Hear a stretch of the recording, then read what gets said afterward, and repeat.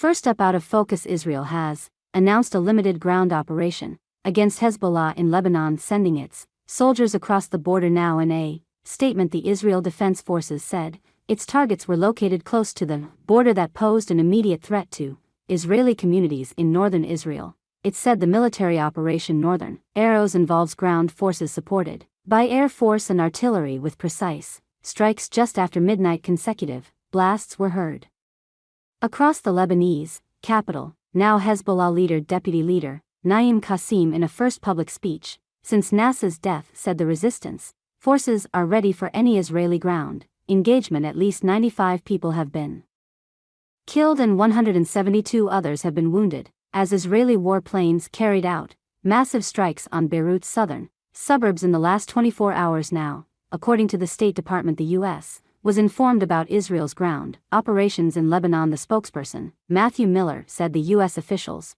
were in continuous talks with their Israeli counterparts. He said at this point the U.S. is not evacuating Americans from Lebanon.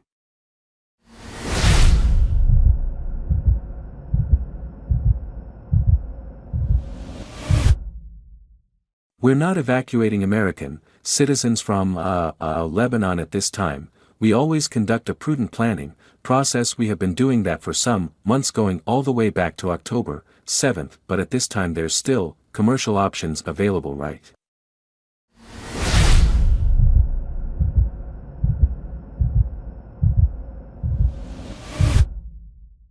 Meanwhile, the United Kingdom is chartering a flight to help British nationals who want to leave the region. The flight is due to leave But International Airport on Wednesday. The call comes as several airlines, including Air France, Emirates, Air Algeria, and Turkish Airlines, have temporarily suspended flights to the region, and Brazil's President Lula da Silva has condemned Israeli strike on Lebanon. Also, the Turkish President Erdogan called on the United Nations to recommend the use of force in case the Security Council fails to stop Israel's attacks on Lebanon. Meanwhile, the European Union renewed its calls for an immediate ceasefire between Hezbollah and Israel.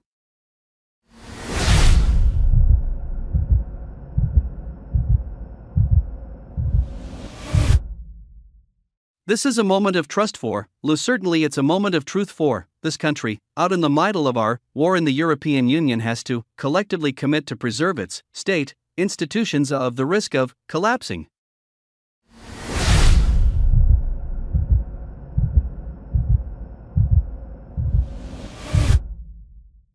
All right, for more on this, we're now being joined by Dr. Malcolm Davis, Senior Analyst in Defense, Strategy and Capability, the Australian Strategic Policy Institute, who joins us on the broadcast from Ghana. Dr. Malcolm Davis, thanks very much indeed for talking to Vian. Now, let me begin by saying that West Asia is really at an inflection point at this moment. The question then is, will Netanyahu go for a wider Lebanon war, or only limit himself to southern Lebanon?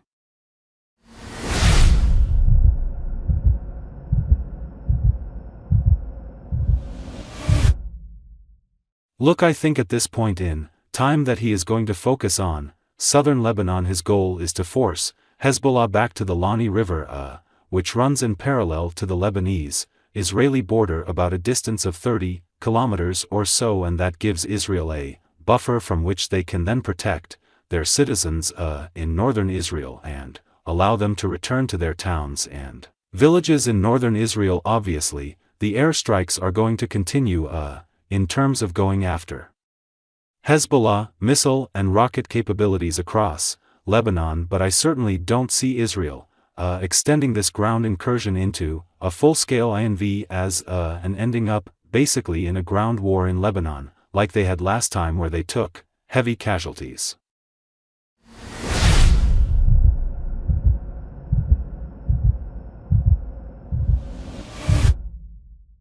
Dr. Malcolm Davis, to many it looks like Netanyahu is on a rampage. You've had a strike in Iran, you're fighting of course in Gaza, and you're now doing a limited ground offensive in Lebanon. Do you fight guerrilla warfare with wide-scale ground invasions? I mean, given the fact that they're not really using precision bombing, their bunker buster bombs that are being used that are leading to heavy civilian casualties as well.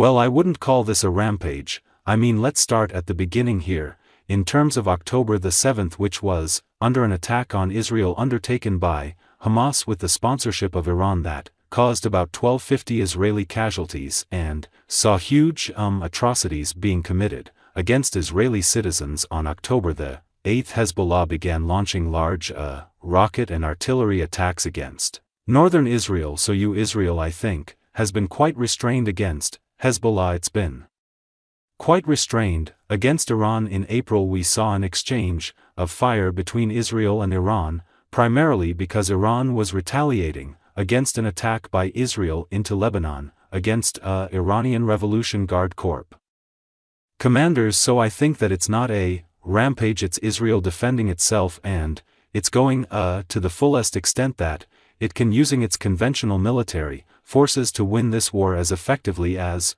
possible, because the Israelis do understand that groups like Hamas, groups like Hezbollah, and the Iran's government do seek the actual destruction of Israel in the literal sense. And having gone through the Holocaust in the Second World War, they're not prepared to tolerate a second Holocaust in the 21st century. So I do understand exactly where the Israelis are coming from.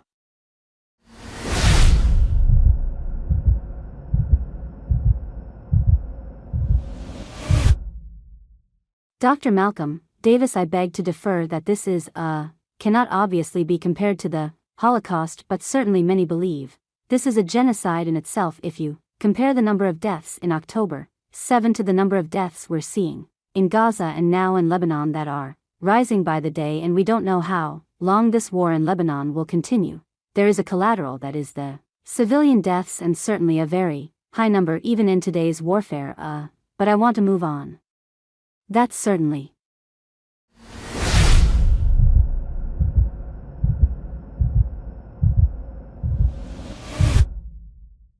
Let me make this point. Look, I support Israel's right to defend itself. I don't necessarily support Israel's approach to defending itself, where it's using military force in a way that does cause civilian casualties.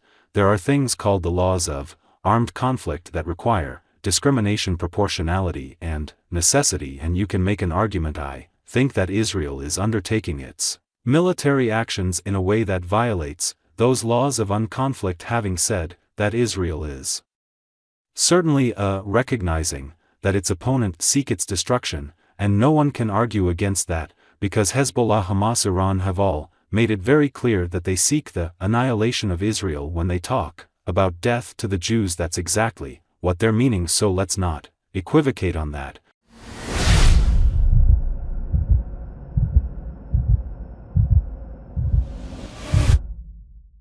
Thanks for watching this video.